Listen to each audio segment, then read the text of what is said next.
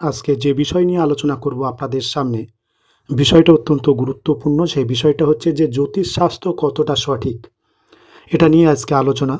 এটা নিয়েই এই জ্যোতিষশাস্ত্র নিয়ে অনেক বিতর্কিত জিনিস আছে। তা অনেকে এই জ্যোতিষশাস্ত্র বিশ্বাস করেন, আবার অনেকে বিশ্বাস করেন না। তো এটা নিয়েই আজকে মূলত আলোচনা। এই জ্যোতিষশাস্ত্রটা উৎপত্তি হয়েছে কিন্তু ভারতবর্ষ থেকে এই শাস্ত্রের রচনা।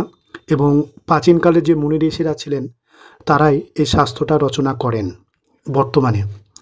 এবং এই ধারা প্রাচীনকাল থেকে আজ পর্যন্ত এই জ্যোতিষশাস্ত্র নিয়ে চর্চা হয়ে আসছে, এবং জ্যোতিষশাস্ত্র নিয়ে অনেক বিতর্ক আছে।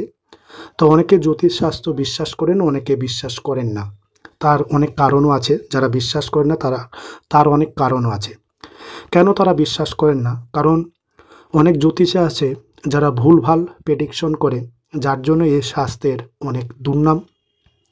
কিন্তু শাস্ত্রের যেটা আছে সেটা যদি যারা প্রকৃত অধ্যয়ন করতে পারে এবং সঠিকভাবে যারা প্রেডিকশন করে, তারা এই জ্যোতিষশাস্ত্রের সুনামটা এখনও বজায় রেখেছে।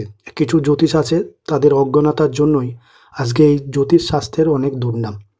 শাস্ত্রের কোনো দোষ নেই, শাস্ত্র সঠিক, এবং সঠিকভাবে যারা পড়াশোনা করেছে, যারা চর্চা করে, তারা প্রত্যেকটা মানুষের ভাগ্য বিচার করতে পারে। আর যারা অল্প জ্ঞান, তারাই জ্যোতিষ নিয়ে মানুষের বিভ্রান্ত করে এবং মানুষকে সঠিক পরিষেবা দেয় না, যার জন্যই এই শাস্ত্রের এই দুর্নাম।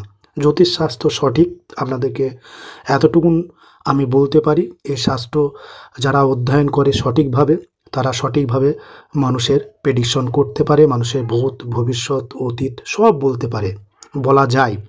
আপনারা এই শাস্ত্রের প্রতি বিশ্বাস অবশ্যই রাখবেন। সঠিক মানুষের কাছে যাবেন, সঠিক জ্যোতিষের কাছে যাবেন, যারা সঠিকটা জানে। হ্যাঁ, এবার এখানে সব পেশাতেই ভুল লোক থাকে, এখানেও আছে। ঠিক আছে, সেটা আপনাদেরকে বিচার করতে হবে। এই শাস্ত্রের কোনো দোষ নেই, শাস্ত্রটা সঠিক। এই শাস্ত্র তারা মানুষের উপকারের জন্যই এই শাস্ত্রটা রচিত হয়েছে। তারা যাতে আগাম সমস্ত কিছু জানতে পারে এবং সতর্ক থাকে। ভয় দেখানোর জন্য কখনো জ্যোতিষশাস্ত্র তৈরি হয়নি। মানুষের যাতে উপকারে আসে, মানুষের যাতে কাজে লাগে, সেই জন্যই এই জ্যোতিষশাস্ত্র। মানুষের যাতে হেল্প করা যায়, সেই জন্যই এই জ্যোতিষশাস্ত্র। কিন্তু এটা বর্তমানে ব্যবসা হিসাবে দাঁড়িয়েছে। অনেকে ব্যবসার স্বার্থে মানুষকে ভয় দেখায় অযথা, মানুষের কাছ থেকে প্রচুর টাকা পয়সা নেয়। তো আপনাদের যারা জ্যোতিষ শিখতে চান তারা এই চ্যানেলের সঙ্গে যুক্ত থাকুন। এই চ্যানেল থেকে অনেক কিছু আপনারা শিখতে পারবেন।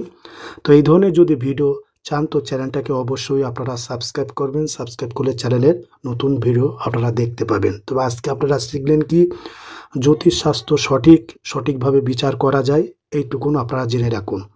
ঠিক আছে, আজ এ পর্যন্ত। আপনারা ভালো থাকবেন। নমস্কার।